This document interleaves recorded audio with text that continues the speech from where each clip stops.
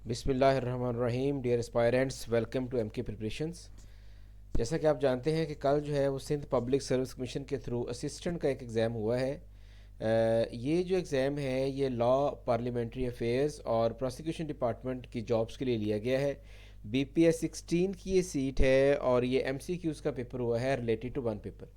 आज की हम वीडियो में इस पेपर को डिस्कस करने जा रहे हैं। देखेंगे हम कि क्वेश्चंस किस तरह के आए हैं और उनके राइट ऑप्शंस क्या बनते हैं और उनसे कुछ रेलेवेंट इन्फॉर्मेशन को इकट्ठा करने की कोशिश करेंगे। इससे पहले कि हम अपनी वीडियो स्टार्ट करें, अपना लेक्चर स्टार्ट करें, अगर आपने हमारा एम के प्रिपरेशन यूट्यूब चैनल सब्सक्राइब नहीं किया तो अभी जाकर इसको यूट्यूब पर सब्सक्राइब कर लें और बेल आइकन के बटन को भी प्रेस कर लें ताकि हर नई आने वाली वीडियो आप तक पहुंचती रहे। तो स्टार्ट करते हैं आज का पेपर। बेटा पूरी वीडियो आपने एंड तक देखनी है ताकि आपको मैक्सिमम इसके बेनिफिट्स वीडियो के मिल सकें। देखते हैं जी फर्स्ट क्वेश्चन क्या है। First question is related to solar system. Question है which planet in solar system has the most number of moons. अब यहाँ पर मैं आपको बता दूँ कि जो सोलर सिस्टम का टॉपिक है ये वन पेपर के हवाले से बहुत इंपॉर्टेंट है और एक या दो क्वेश्चन इस टॉपिक में से लाजमी आते हैं, चाहे वो पीपीएससी हो, चाहे वो एसपीएससी हो, चाहे वो एफपीएससी हो।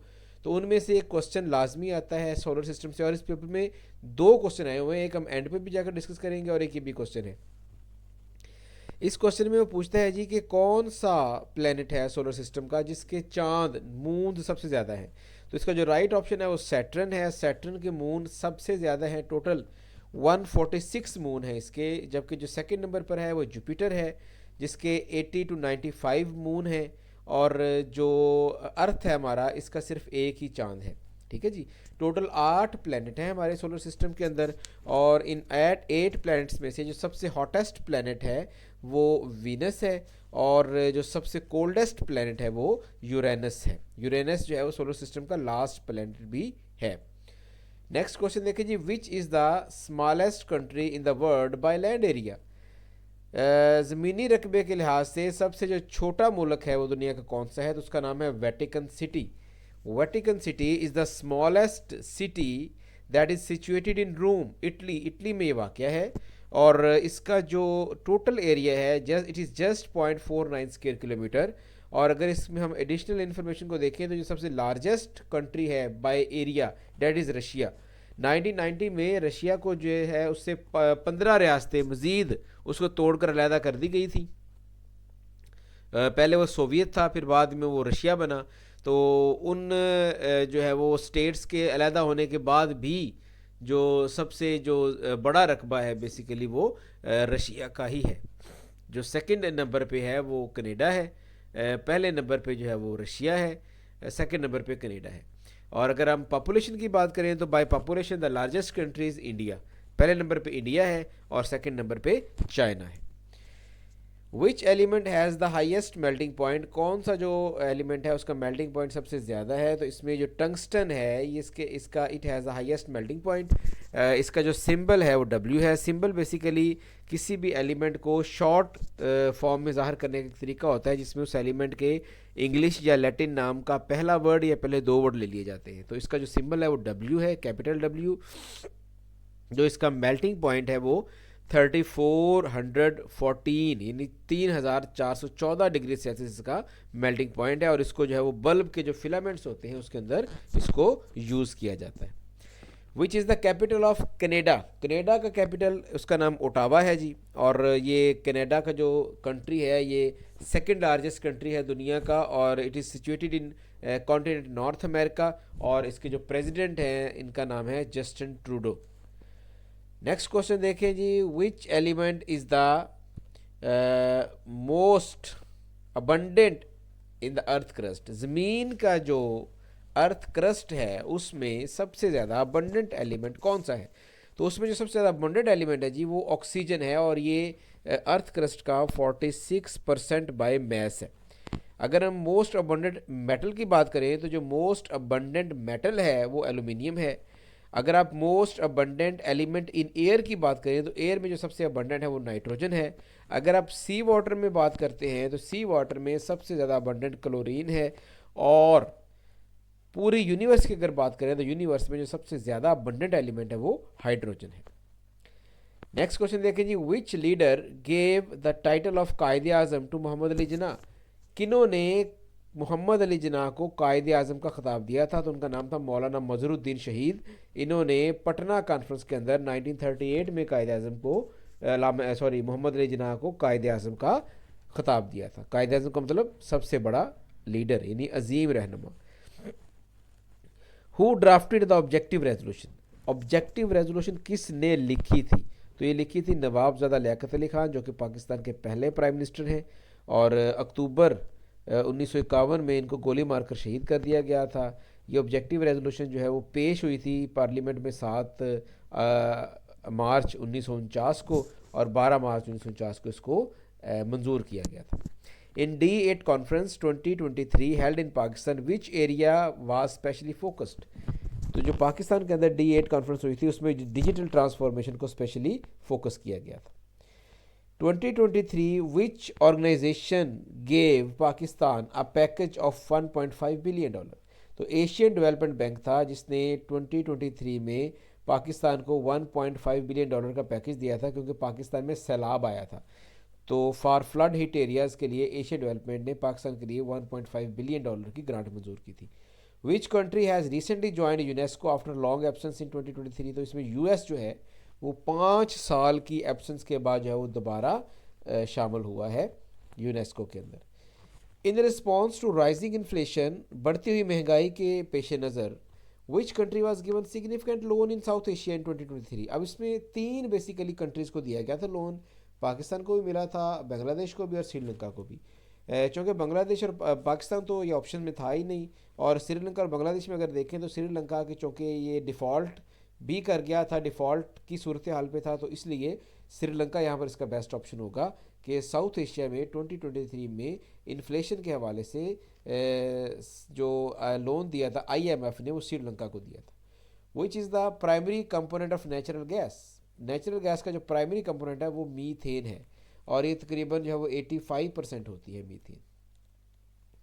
विच country signed Ibrahim accord in 2023? ये इब्राहिम अकॉर्ड इसराइल के जो है एक माहदा है, अमन माहदा, जो मुख्तलिफ अरब ममालिक से कर रहा है ताकि वो खित्ते में अपनी बालादस्ती कायम कर सके।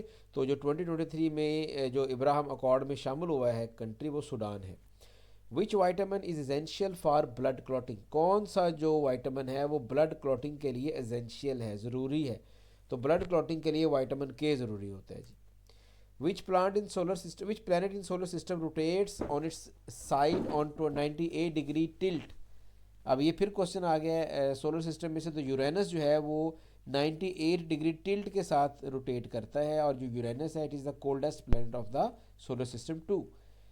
विच EMR, which electromagnetic radiation has shortest wavelength and highest energy? तो इसमें जो गिवन ऑप्शंस थे उसमें से जो गामा रेज हैं that has the shortest wavelength और हाईएस्ट इनकी एनर्जी होती है, क्योंकि एनर्जी और वेवलेंथ के दरमियान इनवर्स रिलेशन होता है। जिस रेडिएशन की वेवलेंथ कम होगी उसकी एनर्जी हाई होगी, और जिसकी वेवलेंथ ज़्यादा होगी उसकी एनर्जी कम होगी। Which is called laughing gas? Laughing gas किसे कहते हैं? तो N2O, nitrous oxide, is called the laughing gas. Next question देखिए जी, which term describes the animal which are primarily active on night? रात को जो परिंदे जागते हैं, एक्टिव होते हैं, उनको नॉक्टर्नल कहा जाता है, जिस तरह उल्लू है। नेक्स्ट क्वेश्चन देखें, enzyme which convert starch into sugar? Starch को शुगर में कन्वर्ट करने वाला एंजाइम्स जो गिवन ऑप्शन उनमें से amylase is the correct option. याद रखिएगा ऐसे वर्ड जिनके आगे ASE आता है वो एंजाइम के लिए यूज होते हैं। SI, system international unit of electrical resistance, electrical resistance का जो सिस्टम इंटरनेशनल यूनिट है वो कौन सा है? तो basically ohm is the unit of electrical resistance.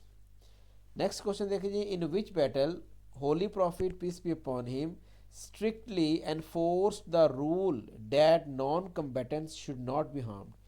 कौन सी जंग में अल्लाह के नबी ने ये वाज़ेह हदायत दी थी कि जो नॉन कम्बेटेंट हैं, जो लड़ाई में शामिल नहीं होते, बच्चे, बूढ़े, औरतें वगैरह, उनको आप नुकसान नहीं पहुंचा सकते? तो बेसिकली इसके पर्सपेक्टिव में जो फर्स्ट गाइडलाइन आई थी वो फतह मक्का के मौका पर आई थी, जो अमान दिया गया था।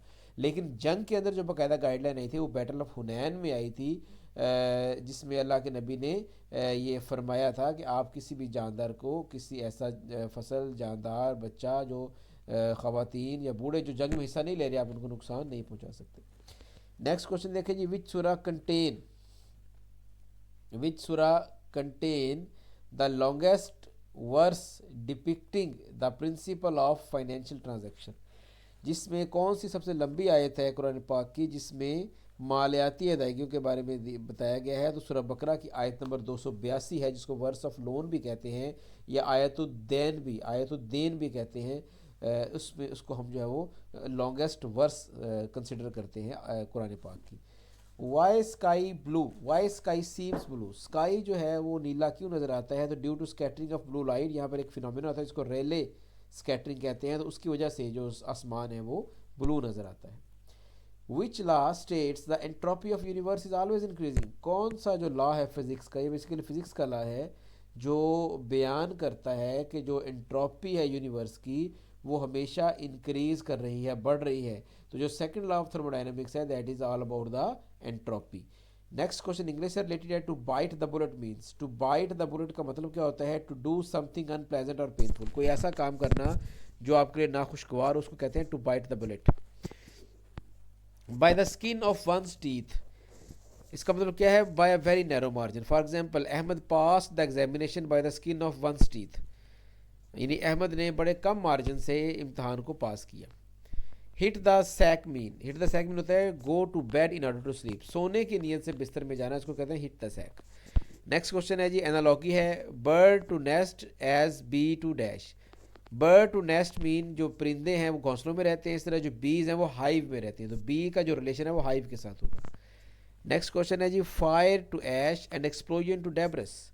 फायर टू ऐश यानी जब आग बुझती है तो पीछे राख बचती है, इस तरह जब एक्सप्लोजन होता है तो पीछे डेब्रस यानी फालतू मादे बचते हैं। फ्रेगाइल का सिनोनिम क्या होता है? फ्रेगाइल का सिनोनिम होता है दैट इज़ ब्रिटल। फ्रेगाइल जो है वो ब्रिटल को कहते हैं तोड़ फोड़ खस्ता हालत। सिनोनिम ऑफ एफीमेरल का मतलब क्या होता है? जो एफीमेरल का यहाँ पर सिनोनिम है वो है जी fleeting, that is called fleeting. अब फ्लीटिंग का जो मतलब होता है ये होता है बहुत थोड़ा और बहुत थोड़े अरसे के लिए, और जो एपीफेरल होता है उसका मतलब भी होता है बहुत कम अरसे के लिए, वेरी शॉर्ट टाइम। तो दोनों का मीनिंग सेम है। एंटोनम ऑफ कॉपियस, लफ्ज़ जो कॉपियस है इसका एंटोनम क्या होगा? जो कॉपियस होता है इसका मतलब होता है अबंडेंट, बहुत ज़्यादा, प्लेंटी, और जो स्पार्स है वो इसका एंटोनिम है। स्पार्स का मतलब होता है कम, बहुत थोड़ा। जो नेक्स्ट है जी प्रोक्लिविटी कहते हैं अहमियत, किसी चीज़ को बार बार चूज़ करना उसको प्रोक्लिविटी कहते हैं, और इसका जो सिनोनिम होगा वो प्रेफरेंस होगा। नेक्स्ट क्वेश्चन देखिए, एंटोनिम ऑफ सुपरफ्लोस का मतलब होता है गैर ज़रूरी, और इसेंशियल का मतलब होता है ज़रूरी, तो ये इसका एंटोनिम होगा। केओस किसे कहते हैं जी? केओस कहते हैं chaos to order as ignorance to, यानी कि केओस का ऑर्डर से क्या ताल्लुक है? केओस बेसिकली कहते हैं बिखर जाना, चीज़ों का डिसऑर्डरनेस में होना। तो ऑर्डर यानी केओस और ऑर्डर दोनों दूसरे के अपोजिट है, तो इग्नोरेंस का क्या रिलेशन होगा जी? अपोजिट कौन सा होगा? तो नॉलेज। तो इग्नोरेंस का जो यहाँ पर ऑप्शन बनता है एनालॉगी, वो नॉलेज बनता है, क्योंकि इग्नोरेंस और नॉलेज भी अपोजिट हैं, केओस और ऑर्डर भी अपोजिट है। नेक्स्ट देखें जी, she excels in maths but struggles in history. Excel in का मतलब होता है माहर होना, यानी वो मैथ में माहर है बट स्ट्रगल्स इन हिस्ट्री, लेकिन हिस्ट्री में वो स्ट्रगल करती है। तो यहाँ पर दोनों में इन प्रेपोजिशन आएगी। She was accused dash embezzling funds from money, उसको कंपनी में फंड्स की खुर्द बुर्द का इल्ज़ाम लगाएगा। तो एक्यूज ऑफ का मतलब होता है इल्ज़ाम लगाना, तो यहाँ पर प्रेपोजिशन ऑफ आएगी। तो ये था जी पेपर। आई होप कि आपने इसको अंडरस्टैंड किया होगा। आज तक के लिए इतना ही, मुझे दीजिए इजाज़त। अल्लाह हाफिज़।